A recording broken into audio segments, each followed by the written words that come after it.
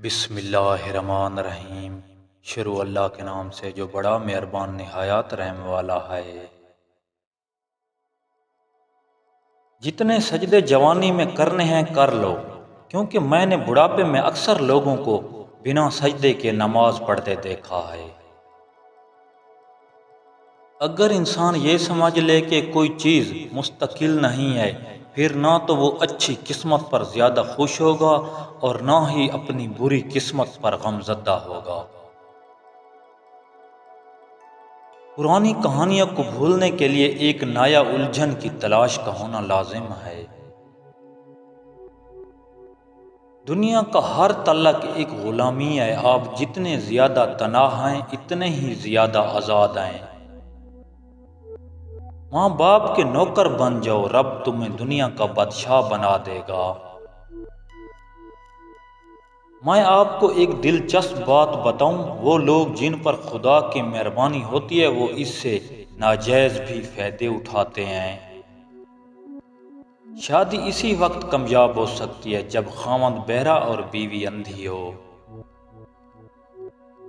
اس دنیا میں سب سے جھوٹے لوگ مذہب سے تعلق رکھنے والے ہوتے ہیں، جنہوں نے بنا تلاش کیے، بنا ڈھونڈے، بنا آزمائے خدا کو تسلیم کر رکھا ہے۔ عورت اپنی عمر کے بارے میں تب جھوٹ بولنا شروع کرتی ہے جب اس کا چہرہ سچ بولنا شروع کرتا ہے۔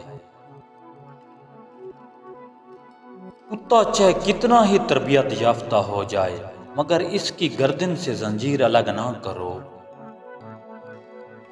اڑنے کے بجائے جب ہم جھکتے ہیں تب عقل کے زیادہ قریب ہوتے ہیں۔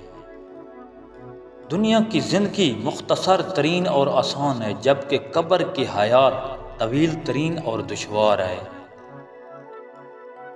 جس طرح آگ اور پانی ایک جگہ نہیں ٹھہر سکتے، اسی طرح آخرت اور دنیا کی محبت ایک دل میں جگہ حاصل نہیں کر سکتی۔